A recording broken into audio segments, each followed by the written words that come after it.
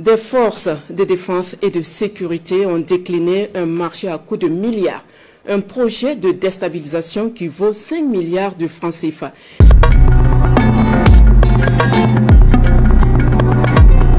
Imaginez une histoire digne d'un film de suspense, où chaque geste est mesuré, chaque parole prononcée avec prudence, et où la moindre erreur pourrait coûter cher. Mais ce n'est pas une fiction, c'est une histoire bien réelle, celle d'une tentative de déstabilisation déjouée par les forces de défense du Burkina Faso. En tant qu'analyste de sécurité, ce type d'opération me fascine, car il illustre non seulement l'habileté de nos soldats, mais aussi les défis complexes auxquels ils font face pour protéger notre nation. L'affaire commence il y a quelques jours, lorsqu'un individu approche des soldats pour leur proposer un marché inattendu. Cet homme, dont l'identité reste pour l'instant confidentielle, leur offre une somme faramineuse, 5 milliards de francs CFA. En échange, il exige d'eux de mener une série d'actions visant à déstabiliser le pays. Face à cette offre, les soldats se retrouvent dans une situation complexe, où la moindre décision pourrait avoir des conséquences immenses. Que faire? Comment réagir face à une proposition qui pourrait miner la sécurité nationale? Les soldats ne cèdent pas aux attraits de l'argent. Ils rapportent immédiatement la proposition à leurs supérieurs. Ce choix montre leur loyauté et leur dévouement envers leur mission de défense. Pour moi, c'est un moment crucial, car c'est là que s'illustre le patriotisme de nos forces de sécurité, prêtes à résister à des offres séduisantes, même face à des montants colossaux. Les autorités décident alors de mettre en place une stratégie. Les soldats jouent le jeu.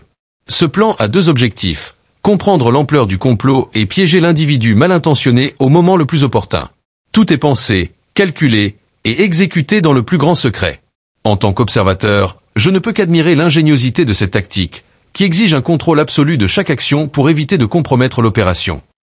Enfin, le jour décisif arrive, vendredi 8 novembre. Le moment où tout doit se concrétiser. L'individu, convaincu que son plan va réussir, se présente pour la remise finale. Il a amené avec lui plusieurs valises pleines de billets, une scène impressionnante en soi. C'est presque comme dans un film, où chaque geste est scruté, chaque instant empreint de tension. Ce genre de moment, où tout peut basculer en une seconde, me rappelle la complexité des opérations de sécurité, où une simple erreur pourrait compromettre des mois de préparation. Mais les forces de défense sont prêtes. Elles agissent avec précision et professionnalisme pour coincer l'individu dans un piège implacable. À cet instant, le malfaiteur comprend qu'il est tombé dans une nasse. C'est trop tard pour lui, et pour les forces de sécurité, c'est une victoire durement gagnée. L'argent est saisi et confié au trésor public, et les investigations continuent pour déterminer l'origine exacte des fonds. Cette affaire est révélatrice à bien des égards. Elle montre jusqu'où certains individus sont prêts à aller pour satisfaire des intérêts personnels et semer le désordre. Après l'arrestation de l'individu et la saisie de l'argent, l'enquête entre dans une nouvelle phase. Ce qui semblait être une simple tentative de corruption se révèle progressivement être un complot d'une envergure bien plus grande. Les premiers indices laissent entendre que l'individu arrêté pourrait n'être qu'une pièce d'un échiquier bien plus vaste. À travers ses liens avec des acteurs internationaux et des réseaux plus larges, l'enquête commence à décrire une toile d'araignée qui s'étend bien au-delà des frontières nationales.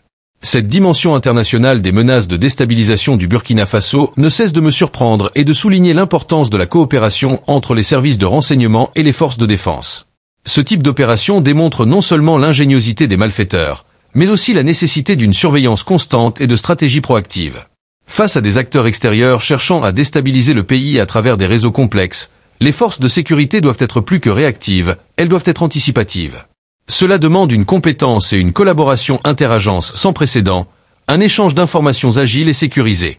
L'un des grands défis réside dans la détection des signaux faibles, ces indices qui, une fois reliés entre eux, révèlent des complots avant qu'ils n'aient la possibilité de se concrétiser. Dans ce contexte, je ne peux m'empêcher de penser à la valeur de l'intelligence stratégique dans la défense nationale. La capacité à décrypter des messages codés, à analyser des comportements suspects, ou à interpréter les mouvements financiers à travers le prisme des données est devenue cruciale. Ce n'est plus uniquement une question de réagir à des événements une fois qu'ils sont en cours, mais de devancer les menaces potentielles avant même qu'elles ne deviennent visibles. Le recours aux technologies de renseignement, l'analyse de données et les opérations clandestines sont aujourd'hui des éléments fondamentaux pour garantir la stabilité d'un pays face à des menaces invisibles dont Burkina fait face. De plus, la capacité de nos forces de défense à évoluer avec les nouvelles menaces, qu'elles soient numériques, géopolitiques ou même sociales, est un aspect essentiel de leur préparation. À l'ère de la globalisation, chaque décision stratégique doit être prise avec la conscience que les risques peuvent surgir de n'importe où, à n'importe quel moment. Ce n'est donc pas seulement l'histoire d'une tentative de corruption déjouée, mais celle d'une nation qui se montre résiliente, prête à faire face à des défis de plus en plus sophistiqués. C'est un processus où la vigilance, l'esprit de collaboration et la capacité à penser plusieurs coups à l'avance sont essentiels. Et bien que cet événement soit une victoire, il ne doit en aucun cas être perçu comme la fin d'un combat, mais comme un rappel des défis permanents auxquels nos forces de défense font face. C'est leur engagement continu qui garantit notre sécurité à tous. Chaque mission accomplie, chaque menace neutralisée, fait partie d'un effort collectif pour préserver la stabilité et la paix.